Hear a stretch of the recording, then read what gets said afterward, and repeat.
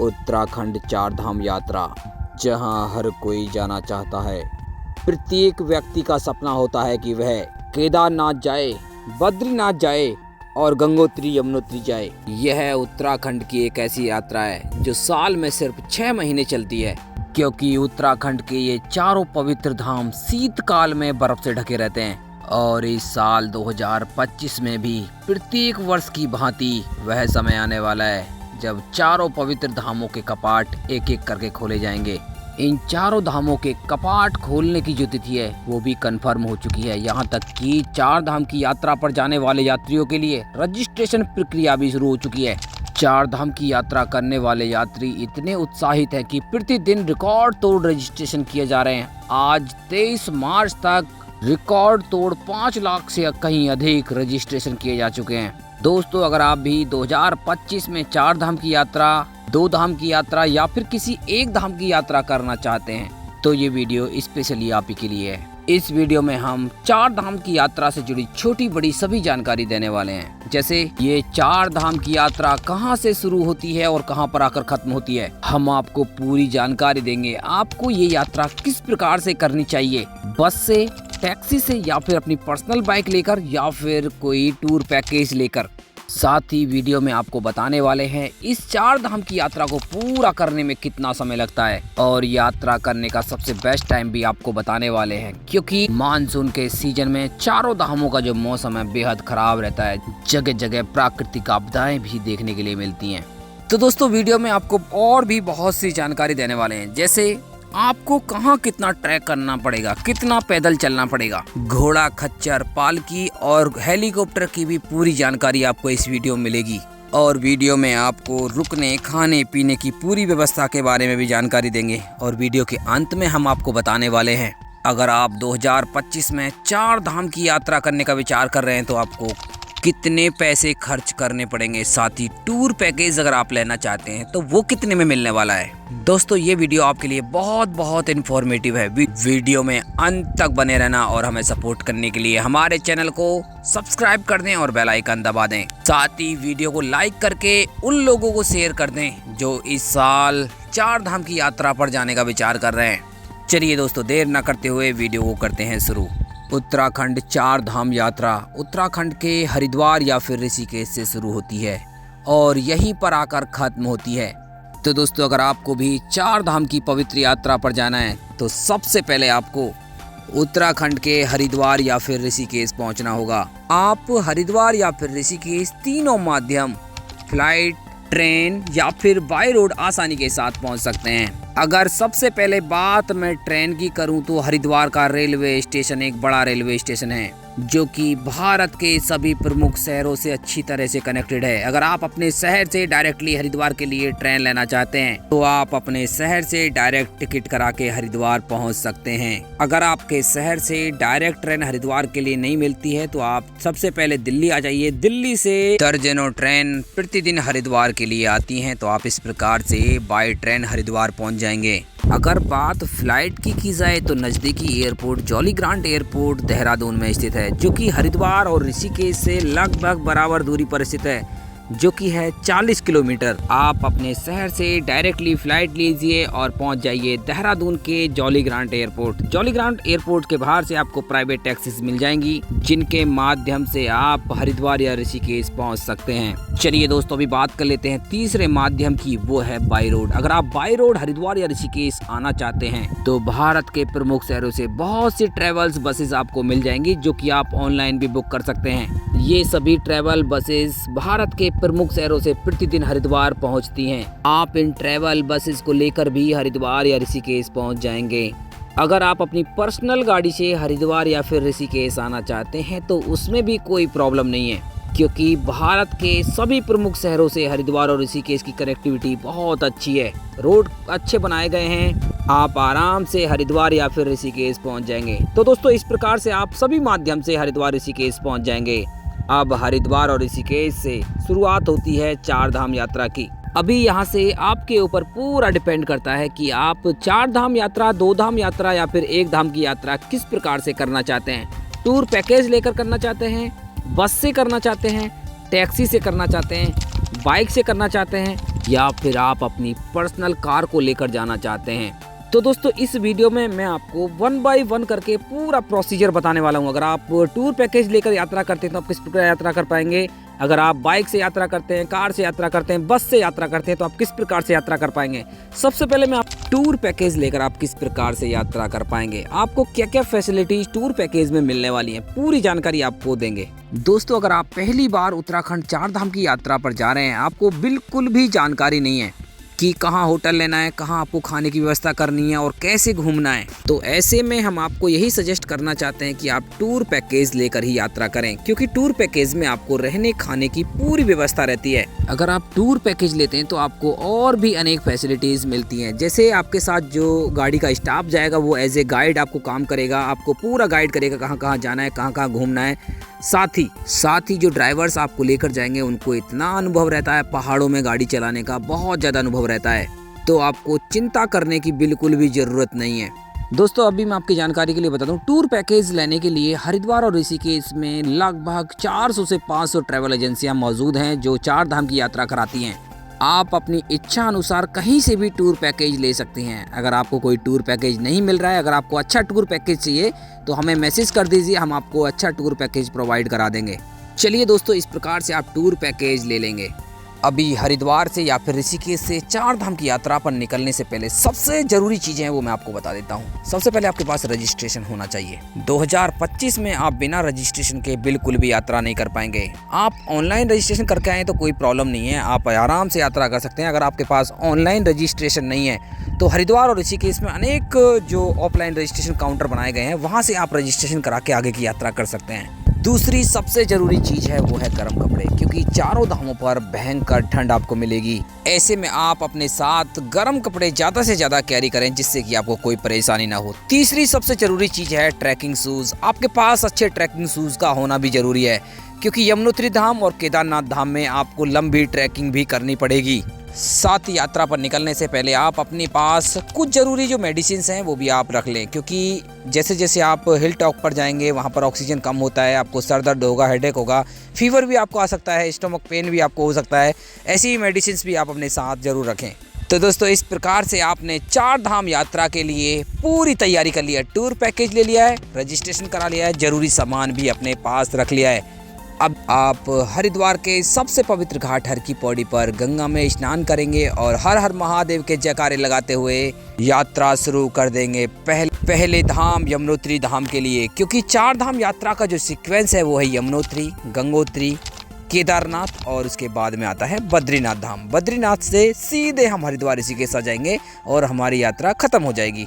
चलिए दोस्तों पहले दिन हम हरिद्वार हर की पौड़ी पर स्नान करने के पश्चात 180 किलोमीटर की यात्रा करते हुए हम पहुंच जाते हैं बरकोट। जैसे ही आप शाम को बरकोट पहुंचेंगे तो वहां पर आपके रहने की व्यवस्था कर दी जाएगी। यहां पर आपको टूर पैकेज की तरफ से 3 बेडरूम या फिर 4 बेडरूम आपको प्रोवाइड किया जाता है। अभी मैं आपको बता दूं, टूर पैकेज में आपके लिए ब्रेकफास्ट और डिनर इंक्लूड रहता है। जैसे ही आप बरकोट पहुंचेंगे आपको डिनर प्रोवाइड किया जाएगा। आप डिनर करिए और आराम से सो जाइए। अगले दिन सुबह आपको अर्ली मॉर्निंग उठना होगा। अर्ली मॉर्निंग हम यमुनोत्री धाम की यात्रा करेंगे। आपकी जानकारी के लिए बता दूं, बरकोट में हमारा स्टे 2 दिन का होने वाला है। ऐसे में आप पूरे सामान को, जो एक्स्ट्रा सामान है उसको होटल में ही लॉक करके चले जाएंगे। ज़रूरी सामान अपने साथ रखिए और आगे की यात्रा करते हुए 45 किलोमीटर की दूरी तय करने के पश्चात आप पहुंच जाएंगे जानकी चट्टी। जानकी चट्टी पहुंचते पहुंचते आपको लगभग 8 या 9 बज जाएंगे। अभी मैं आपकी जानकारी के लिए बता दूं, जानकी चट्टी से ही यमुनोत्री धाम के लिए जो ट्रैक है, चढ़ाई है, वो शुरू होती है, जो कि 7 किलोमीटर की है। अगर आप पैदल इस ट्रैक को करना चाहें तो आप पैदल इस ट्रैक को लगभग 2 से ढाई घंटे में जाना, 2 से ढाई घंटे में आना आराम से कर लेंगे और शाम तक आराम से अपनी गाड़ी के पास पहुंच जाएंगे। अगर आप इस ट्रैक को घोड़ा खच्चर से करना चाहते हैं तो उसके चार्जेस लगभग 1200 से 1500 के बीच में रहेंगे। आप घोड़ा खच्चर लीजिए, आराम से जाइए और यमुनोत्री धाम में दर्शन करने के पश्चात आराम से अपनी पार्किंग में पहुंच जाइए। तो दोस्तों इस प्रकार से आप अपनी इच्छा अनुसार घोड़ा खच्चर या फिर पैदल इस यात्रा को कर सकते हैं। आप जैसे ही यमुनोत्री धाम में पहुंचेंगे तो आप गर्म कुंड में स्नान करेंगे। गर्म कुंड में स्नान करने के पश्चात आप यमुना माता के भी दिव्य दर्शन कर लेंगे। यमुनोत्री धाम वही स्थान है जहां से हिंदू धर्म की पवित्र नदी यमुना का उद्गम होता है। तो दोस्तों इस प्रकार से आप यमुनोत्री धाम में दर्शन करने के पश्चात जानकी जेट्टी की पार्किंग में आ जाएंगे और अपनी गाड़ी में बैठ जाएंगे और आप रात्रि 8 साढ़े 8 बजे तक आराम से बड़कोट अपने उसी होटल में पहुंच जाएंगे जिस होटल में आपने एक दिन पहले रात्रि विश्राम किया था।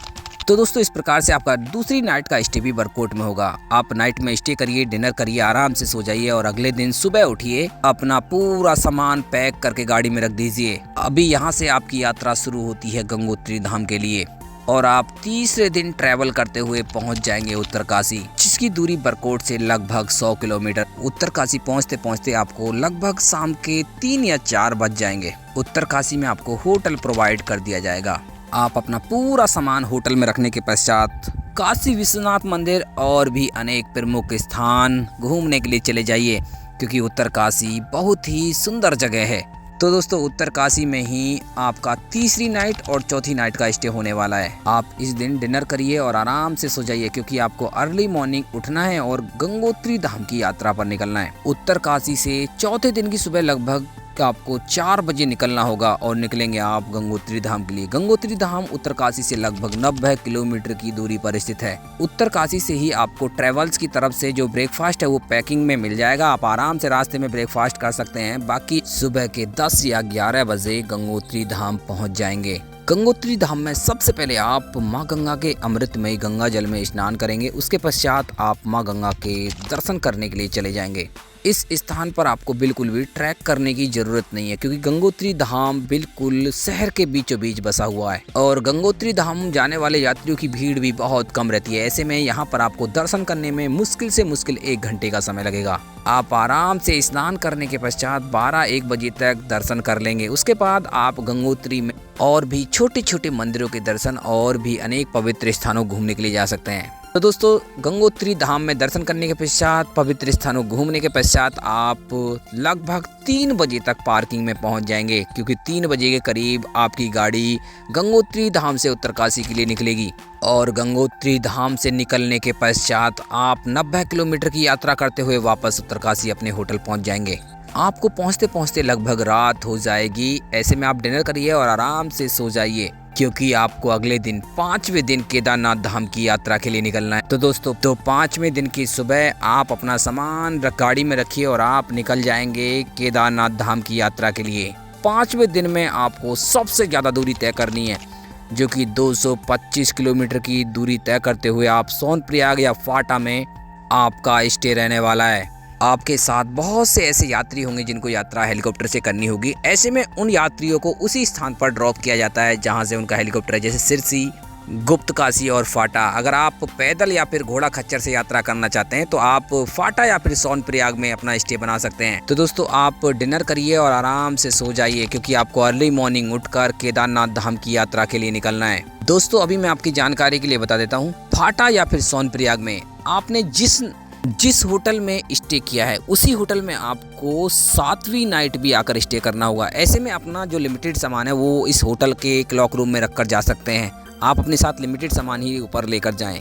आप अर्ली मॉर्निंग सुबह उठिए, लिमिटेड सामान अपने पास रखिए और सोनप्रयाग से गौरीकुंड के लिए टैक्सी ले लीजिए, जिसके लिए आपको लगभग 1 से 2 घंटे का समय लग सकता है, क्योंकि हमेशा यहाँ पर भीड़ रहती है। टैक्सी के लिए बहुत ज़्यादा मारामारी रहती है।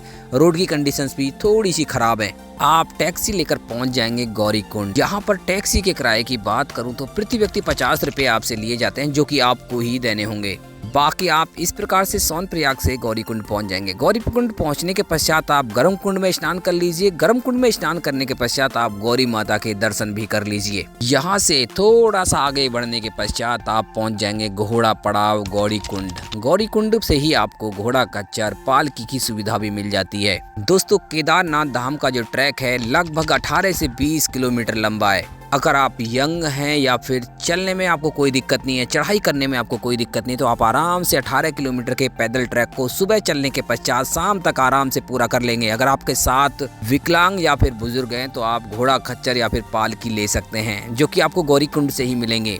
अगर मैं घोड़ा खच्चर के रेट की बात करूं तो घोड़ा खच्चर का जो रेट है आपको 3000 से लेकर 5000 के बीच रहने वाला है। बाकी अगर पालकी के रेट की बात करूं तो पालकी का जो रेट है वो आपके वज़न के ऊपर डिपेंड करता है। पालकी का जो रेट है वो लगभग 7,000 से 10,000 के बीच रहने वाला है। तो आप अपनी इच्छा अनुसार घोड़ा खच्चर या फिर पालकी लेकर भी केदारनाथ धाम की यात्रा कर सकते हैं। अभी मैं एक जानकारी उन यात्रियों के लिए दे देता हूं जो यात्रा हेलीकॉप्टर से करना चाहते हैं। तो देखिए, हेलीकॉप्टर पे बहुत ज़्यादा फ्रॉड्स देखने के लिए मिलते हैं। आप जो इसकी ऑफिशियल वेबसाइट है, जो रजिस्टर्ड वेबसाइट है, उसी से आप बुकिंग करें। इसकी जो ऑफिशियल वेबसाइट है वो है heliyatra.irctc.co.in। आप इस वेबसाइट पर जाकर हेलीकॉप्टर की बुकिंग करा सकते हैं, जो कि आपको 4,000 से लगभग 5,000 के बीच रहने वाली है। जैसा कि मैंने आपको बताया, जो हेली सर्विस है वो आपको मिलेगी सिरसी, गुप्तकाशी या फिर फाटा से। तो दोस्तों, इस प्रकार से आप अपनी इच्छा अनुसार घोड़ा खच्चर, पालकी या फिर हेलीकॉप्टर से यात्रा कर सकते हैं। अगर आप पैदल इस ट्रैक को कर रहे हैं तो आपको 8 से 10 घंटे का समय लग जाएगा और आप शाम तक ट्रैक करते हुए पहुंच जाएंगे केदारनाथ धाम। छठी नाइट का स्टे आपका केदारनाथ धाम में ही होने वाला है। अगर आप जल्दी पहुंच जाते हैं तो आप उसी दिन केदारनाथ ज्योतिर्लिंग के दिव्य दर्शन कर सकते हैं और केदारनाथ धाम में होने वाली भव्य दिव्य आरती में सम्मिलित हो सकते हैं। छठी नाइट का स्टे आपका केदारनाथ धाम में ही होने वाला है। आपको एक होटल प्रोवाइड किया जाएगा। होटल में आपको पैकेज की तरफ से डिनर भी प्रोवाइड किया जाएगा। आप डिनर करिए, आराम से सो जाइए, घूमना चाहें तो घूम लीजिए। बाकी आप सुबह अर्ली मॉर्निंग उठिए, होटल के अंदर गर्म पानी में या फिर मंदाकिनी नदी में स्नान करने के पश्चात दोबारा से आप महादेव के दर्शन करने के लिए चले जाइए। महादेव के दर्शन करने के पश्चात भैरव बाबा के दर्शन करने के लिए चले जाइए, जो कि मंदिर से लगभग 500 मीटर की दूरी पर पहाड़ी के ऊपर स्थित है। तो दोस्तों, इस प्रकार से आप केदार बाबा के दिव्य दर्शन कर लेंगे, साथ ही आप केदार घाटी भी घूम लेंगे। लगभग 10 या 11 बजे आप वापसी शुरू कर देंगे और आप उतरते उतरते शाम तक वापस सोनप्रयाग पहुंच जाएंगे। अपने होटल में पहुंचने के पश्चात 7वीं नाइट का स्टे भी आपका उसी होटल में होने वाला है। आप डिनर कीजिए, आराम से सो जाइए, आराम करिए, क्योंकि आप लंबी ट्रैकिंग करने के पश्चात सोनप्रयाग पहुंचे हैं। 8वें दिन की सुबह आप पूरा सामान समेटिए और वापस से गाड़ी में रख दीजिए। अब आपकी यात्रा शुरू होगी बद्रीनाथ धाम और आखिरी धाम के लिए। 8वें दिन पूरी यात्रा करते हुए आप पहुंच जाएंगे बद्रीनाथ धाम, जो कि 225 किलोमीटर की दूरी पर स्थित है। 8वीं नाइट का स्टे आपका बद्रीनाथ धाम में ही होने वाला है। 8वें दिन आपको बद्रीनाथ पहुंचते पहुंचते लगभग शाम हो जाएगी। आप अपने होटल में अपना पूरा सामान रखिए, नहाइए धोइए और उसके बाद निकल जाइए बद्रीनाथ धाम के दर्शन करने के लिए, क्योंकि बद्रीनाथ धाम के जो दर्शन हैं रात्रि 9-10 बजे तक होते रहते हैं। ऐसे में आप बद्रीनाथ धाम के दर्शन कर लीजिए। काफ़ी भव्य और दिव्य दर्शन आपको रात के समय हो जाएंगे। वापस से रूम पर आ जाइए, डिनर करिए और सो जाइए और अगले दिन सुबह सुबह उठिए। और 9वें दिन भी अगर आप बद्रीनाथ धाम के दर्शन करना चाहते हैं, सबसे पहले आप गर्म कुंड में स्नान कर लीजिए, उसके बाद आप वापस से बद्रीनाथ धाम के दर्शन कर लीजिए। सुबह सुबह दर्शन करने के पश्चात आप चले जाइए आसपास के स्थान घूमने के लिए, जो कि है माना गांव। माना गांव कौन घूमना नहीं चाहेगा, जो कि ऐतिहासिक होने के साथ साथ इतना पौराणिक है, जिसका पौराणिक इतिहास पूरा महाभारत से जुड़ता है। माना गांव बद्रीनाथ से मात्र 3 किलोमीटर की दूरी पर स्थित है। आप टैक्सी लेकर या फिर बाई वॉक माना गांव तक जा सकते हैं। माना गांव में ही हिंदू धर्म की तीसरी सबसे पवित्र नदी सरस्वती नदी का उद्गम होता है। उसके भी आप विहंगम दृश्य वहां पर देख सकते हैं। और माना गांव में ही केशव प्रयाग में सरस्वती नदी विलुप्त हो जाती है, उसके भी आप विहंगम दृश्य देख सकते हैं। यहाँ पर गणेश गुफा भी आप देख सकते हैं। और अगर आप थोड़े बहुत ट्रैकिंग के शौकीन हैं तो आप माना गांव से लगभग 5 किलोमीटर की दूरी पर स्थित वसुधरा फॉल के भी दर्शन करने के लिए जा सकते हैं, जहां से पांडव स्वर्ग के लिए गए थे। तो दोस्तों, इस प्रकार से आप 9वें दिन लगभग 3-4 बजे तक शाम के पूरा माना गांव और बद्रीनाथ धाम के दर्शन कर लेंगे। और पूरा माना गांव घूमने के पश्चात आप बद्रीनाथ धाम वापस अपने होटल में आ जाएंगे। तो दोस्तों, इस प्रकार से आप चारों धामों के दर्शन कर लेंगे। अभी आप बद्रीनाथ धाम से हरिद्वार के लिए वापसी यात्रा शुरू कर देंगे और 9वें दिन रात होते होते आप पीपल कुटी या फिर रुद्रप्रयाग पहुंच जाएंगे, जहां पर आपके 9वीं नाइट का स्टे होने वाला है। 10वें दिन आप सुबह सुबह उठिए और गाड़ी में बैठकर पहुंच जाएंगे हरिद्वार या फिर ऋषिकेश। तो दोस्तों, इस प्रकार से अगर आप पैकेज लेकर ये यात्रा करते हैं तो आपकी यात्रा 9 रात 10 दिन की होने वाली है। इस पैकेज में आपको 4 धाम के अलावा अन्य जो दर्शनीय स्थल हैं उनके भी दर्शन कराए जाएंगे, जैसे पंचप्रयाग, रुद्रप्रयाग, कर्णप्रयाग, नंदप्रयाग, रुद्रप्रयाग, विष्णुप्रयाग। यहाँ पर भी आपको टाइम दिया जाएगा, यहाँ पर भी आप जाकर दर्शन कर सकते हैं। साथ ही आपको धारी देवी मंदिर के भी दिव्य दर्शन कराए जाएंगे। तो दोस्तों ये था पूरा टूर पैकेज, जिस प्रकार से आप 4 धाम की यात्रा कर सकते हैं। अगर आप टूर पैकेज लेकर 2 धाम 1 धाम की यात्रा भी करना चाहते हैं तो वो भी आपको मिल जाता है। चलिए दोस्तों अभी बात कर लेते हैं, अगर आप टूर पैकेज लेकर यात्रा नहीं करना चाहते, उत्तराखंड के बारे में अच्छे से जानते हैं, आप 4 धाम यात्रा पहले भी कर चुके हैं, तो आप किस प्रकार से चीप एंड बेस्ट यात्रा कर पाएंगे। तो दोस्तों मेरे हिसाब से सबसे जो बेस्ट रहता है, सबसे चीप जो रहता है वो होता है बाई बस। अगर आप बस से यात्रा करेंगे तो आप पैसे भी बचाएंगे और टाइम भी आपका कहीं ना कहीं बचेगा। आप आराम से 6 से 7 दिन में अपनी 4 धाम यात्रा को पूरा कर लेंगे। दोस्तों अगर बात हरिद्वार और ऋषिकेश की करूं तो हरिद्वार और ऋषिकेश से 4 धामों के लिए अच्छी बस सर्विस आपको मिल जाएगी। जब यात्रा पीक पर रहती है तो हरिद्वार ऋषिकेश के ISBT से आप गंगोत्री, यमुनोत्री, बद्रीनाथ और केदारनाथ धाम के लिए डायरेक्ट बस ले सकते हैं। अगर आप गंगोत्री धाम की यात्रा करना चाहते हैं तो उसका किराया लगभग 650 रुपये। अगर आप यमुनोत्री धाम की यात्रा करना चाहते हैं तो उसका किराया लगभग 700 रुपये। अगर आप केदारनाथ धाम की यात्रा करना चाहते हैं तो उसका किराया लगभग 600 रुपये रहता है। बाकी अगर आप बद्रीनाथ धाम की यात्रा करना चाहते हैं तो उसका किराया 700 रुपये रहता है। तो दोस्तों इस प्रकार से आप बस लेकर 4 धामों की यात्रा कर सकते हैं। बाकी स्टे और खाने की बात करूं तो भोजन तो देखिए आपको वहां पर कॉस्टली मिलने वाला है। लगभग 150 से 200 रुपये की आपको एक प्लेट भोजन मिलेगा। गंगोत्री, यमुनोत्री, केदारनाथ, बद्रीनाथ की बात करूं तो अगर मैं रुकने की व्यवस्था की बात करूं तो हर जगह आपको डॉर्मेट्री बेस मिल जाएगा। अगर आपको अच्छी जानकारी है तो आपको बेडिंग सिस्टम मिल जाएगा। 500 रुपये में आप एक नाइट के लिए स्टे कर सकते हैं। अभी मैं आपकी जानकारी के लिए बता देता हूँ, जून जुलाई के बाद मैक्सिमम समय आपको गंगोत्री और यमुनोत्री के लिए डायरेक्ट बस सेवा नहीं मिलेगी, आपको टुकड़ों में ही यात्रा करना होगा। अगर आप यमुनोत्री धाम की यात्रा करना चाहते हैं तो आपको डायरेक्ट बस बरकोट के लिए लेनी होगी, वहाँ से आपको टैक्सी मिलेगी। बाकी अगर आप गंगोत्री की यात्रा करना चाहते हैं तो आपको डायरेक्ट बस जो मिलेगी वो उत्तरकाशी के लिए मिलेगी, वहाँ से आप टैक्सी लेकर गंगोत्री धाम की यात्रा कर सकते हैं। बाकी बात सोनप्रयाग या फिर बद्रीनाथ धाम की करूँ तो आपको पूरे सीज़न, पूरी यात्रा के दौरान आपको बस सर्विस मिलती रहेगी, चाहे हरिद्वार हो चाहे ऋषिकेश, आपको कोई प्रॉब्लम नहीं होने वाली है। चलिए दोस्तों अभी बात कर लेते हैं, अगर आप अपनी पर्सनल गाड़ी से, कार से या फिर बाइक से 4 धाम की यात्रा करना चाहते हैं तो आप किस प्रकार से यात्रा कर सकते हैं। सबसे पहले मैं आपकी जानकारी के लिए बता देता हूँ, अगर आप कार से इस यात्रा को करना चाहते हैं, चाहे 4 धाम हो, चाहे 2 धाम हो, चाहे 1 धाम, अगर आप कुशल ड्राइवर हैं, आपको अनुभव है पहाड़ों में गाड़ी चलाने का, तभी यात्रा को प्लान करें। अदरवाइज़ अपने साथ कोई ऐसा ड्राइवर लेकर जाएं जिसको पूरा अनुभव हो पहाड़ों में गाड़ी चलाने का, क्योंकि आपको ऑफ रोडिंग भी करनी पड़ेगी और आपको टेढ़े मेढ़े रास्तों से भी गुजरना पड़ेगा और ऊंची नीची चढ़ाई भी आपको मिलने वाली है। जो खतरनाक रास्ते हैं हिमालय के वो आपको मिलने वाले हैं। तो दोस्तों अभी मैं आपको बताने वाला हूं, अगर आप बाइक से, कार से यात्रा करने वाले हैं, आप किस प्रकार से प्लान कर सकते हैं, कहां कहां आप स्टे बना सकते हैं और क्या क्या फैसिलिटीज़ आपको मिलेंगी रास्ते में।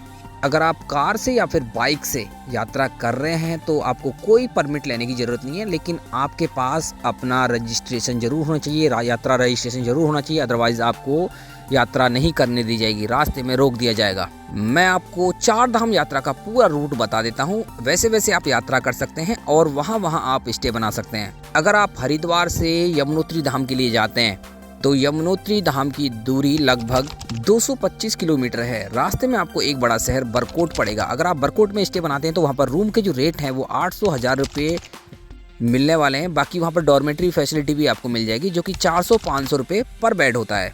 अगर आप जानकी चट्टी, जो कि यमुनोत्री धाम का एक पड़ाव है, वहाँ पर स्टे बनाना चाहते हैं तो वहाँ पर भी आपको रूम्स की फैसिलिटी मिल जाएगी। वहाँ पर आप रूम लेकर रह सकते हैं, जहाँ पर थोड़े से जो कॉस्टली रूम आपको मिलेंगे, लगभग 1500 से 2000 में आपको डबल बेडरूम मिलने वाला है।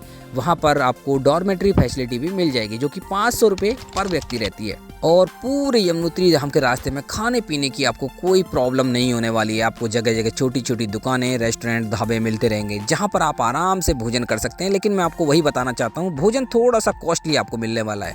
लगभग अगर आप पूरा भोजन करते हैं तो 150 से 200 रुपये आपके लगने वाले हैं। दोस्तों अभी बात कर लेते हैं, अगर आप यमुनोत्री धाम से गंगोत्री धाम की यात्रा करते हैं तो आपको लगभग 240 किलोमीटर की यात्रा करनी होगी। रास्ते में 3 बड़े शहर पड़ेंगे, बरकोट, उत्तरकाशी, और आपको लास्ट जो शहर पड़ेगा वो पड़ेगा गंगोत्री। अगर आप उत्तरकाशी में स्टे बनाना चाहते हैं तो उत्तरकाशी में बहुत से स्टे के ऑप्शन आपको मिल जाएंगे। 800 से लेकर 2000 का अच्छा डबल बेडरूम मिल जाएगा। अगर उत्तरकाशी में डॉर्मेट्री की बात करूं, आपको 150 से 300 रुपये में अच्छी डॉर्मेट्री मिल जाएगी। अगर बात गंगोत्री धाम की करूं तो आपको 500 रुपये से 1000 रुपये जो रूम्स हैं गंगोत्री धाम में मिल जाते हैं। आराम से वहां पर स्टे बना सकते हैं। डॉर्मेट्री की बात करूं तो 200-300 रुपये में डॉर्मेट्री भी वहां पर मिल जाती है। खाने पीने की आपको कोई प्रॉब्लम नहीं होने वाली है। आपको 150 से 200 रुपये खर्च होने वाले हैं, आप आराम से भोजन कर लेंगे। बाकी अगर मैं गंगोत्री से केदारनाथ धाम के बीच की बात करूं, अगर आप गंगोत्री से केदारनाथ धाम की यात्रा कर रहे हैं तो आपको लगभग 310 किलोमीटर की यात्रा करके आपको सोनप्रयाग पहुंचना होगा। रास्ते में आपको अनेक छोटे छोटे बड़े बड़े शहर भी मिलेंगे जहां पर आप स्टे बना सकते हैं। स्टे के लिए आपको ज़्यादा पैसे खर्च करने की बिल्कुल भी ज़रूरत नहीं है। 500-1000 रुपये में आपको अच्छा खासा रूम मिल जाए। खाने पीने की भी आपको कोई प्रॉब्लम नहीं है। रोड्स भी काफ़ी अच्छे हैं। भी बात कर लेते हैं केदारनाथ धाम की। जब आप केदारनाथ धाम में पहुंचेंगे तो स्टे के क्या ऑप्शन है, खाने पीने के क्या ऑप्शन है। अगर आप टूर पैकेज से अलग जा रहे हैं, उसकी बात मैं कर रहा हूं अभी आपको, तो वहां पर आप टेंट ले सकते हैं, होटल ले सकते हैं। होटल बहुत ज़्यादा कॉस्टली रहते हैं। होटल आपको 5000-7000 रुपये मिलेगा, जबकि मैं आपको बता दूं जो टेंट्स हैं वो आपको 500-600 रुपये में पर पर्सन मिल जाता है। आराम से टेंट्स में स्टे कर सकते हैं, कोई प्रॉब्लम नहीं है। बाकी फूड की बात करूं तो वहाँ पर 200-250 रुपये में आपको एक प्लेट भोजन मिलेगा। भरपेट भोजन जो मिलेगा आपको 300 रुपये तक आपको लग जाएंगे। तो बहुत ज़्यादा कॉस्टली है केदारनाथ धाम। बाकी अगर बात करें बद्रीनाथ धाम की दूरी के सोनप्रयाग से, वो है लगभग 230 किलोमीटर। रास्ते में छोटे छोटे अनेक शहर पड़ेंगे, वहाँ पर भी आप स्टे बना सकते हैं। स्टे के लिए देखिए रास्ते में आपको ज़्यादा पैसे खर्च करने की बिल्कुल भी ज़रूरत नहीं है। ज़्यादा पैसे का आपको रूम मिलेगा नहीं। जो धाम है वहीं पर आपको कॉस्टली रूम्स मिलते हैं। बाकी रास्ते में आपको 1000 रुपये में अच्छे रूम मिल जाते हैं। भोजन भी थोड़ा सा नॉर्मल रेट पर आपको मिल जाता है रास्ते में। तो इस प्रकार से आप बद्रीनाथ धाम में भी दर्शन कर लेंगे। लेकिन बद्रीनाथ धाम में होटल्स की बात करूं तो बद्रीनाथ धाम में होटल्स बहुत ज़्यादा बनाए गए हैं। अगर आप माना विलेज में रुकने का विचार कर रहे हैं तो वहाँ पर काफ़ी होम स्टे भी बनाए जा रहे हैं। मैं आपको बता दूं वहाँ पर आप आराम से 2 से 3 हज़ार में आराम से रुक जाएंगे, कोई दिक्कत। आराम से उस नेचर का आनंद ले सकते हैं, एडवेंचर भी कर सकते हैं। तो दोस्तों इस प्रकार से आप अपनी गाड़ी की सहायता से भी 4 धाम की यात्रा बड़े आराम से कर लेंगे। तो दोस्तों अभी जान लेते हैं 2025 में अगर आप भी 4 धाम की यात्रा पर आ रहे हैं तो आपका कितना खर्चा होने वाला है। देखिए हम टोटल खर्चा आपको बताने वाले हैं। अगर आप पैकेज लेकर 4 धाम की यात्रा करने वाले हैं तो मैं आपको बता दूं आपके लगभग 20,000 रुपये खर्च होने वाले हैं। 20,000 रुपये प्रति व्यक्ति खर्च होने वाले हैं। अगर आप 4 धाम यात्रा बस से करेंगे तो आप लगभग 7 से 8 हज़ार में 4 धाम की यात्रा कंप्लीट कर लेंगे। देखिए इसमें रहना खाना सब कुछ इंक्लूड है, क्योंकि बस से अगर आप यात्रा कर तो ये यात्रा कम से कम 6 से 7 दिन में कंप्लीट हो जाती है। और जो बस का किराया है वो लगभग 3 से 4 हज़ार ही रहता है, उससे ज़्यादा नहीं रहता है। अगर आप अपनी पर्सनल गाड़ी या फिर बाइक से यात्रा करना चाहते हैं तो ये यात्रा आपकी लगभग 11 से 12 हज़ार प्रति व्यक्ति पड़ने वाली है। क्योंकि एक कार में अगर आप 4 लोग जाएंगे तो पेट्रोल का खर्चा, रहना खाना सब कुछ उसमें इंक्लूड हो जाता है। तो दोस्तों इतना खर्चा 2025 में 4 धाम यात्रा के दौरान होने वाला है। तो दोस्तों मैं आशा करता हूँ वीडियो आपको अच्छी लगी होगी। अच्छी लगी तो वीडियो को लाइक कर दें, ज़्यादा से ज़्यादा शेयर कर दें। अगर आपको टूर पैकेज लेना है या फिर और भी अनेक इन्फॉर्मेशन चाहिए 4 धाम की यात्रा से जुड़ी तो हमें कमेंट कर सकते हैं, उसका रिप्लाई हम ज़रूर करेंगे। बाकी आने वाले समय में हम आपको 1 धाम और 2 धाम की जो टूर गाइड है वो भी आपको देने वाले हैं। किस प्रकार से आप बद्रीनाथ केदारनाथ धाम की यात्रा कर सकते हैं या फिर आप केदारनाथ धाम की यात्रा करना चाहते हैं वो किस प्रकार से कर सकते हैं, क्या क्या माध्यम आपको मिलने वाले हैं। तो पूरी जानकारी आपको आने वाली वीडियोज़ में मिलेगी। तो ऐसी धार्मिक स्थानों की वीडियोज़ देखने के लिए हमारे चैनल को जरूर सब्सक्राइब कर दें और बेल आइकन दबा दें।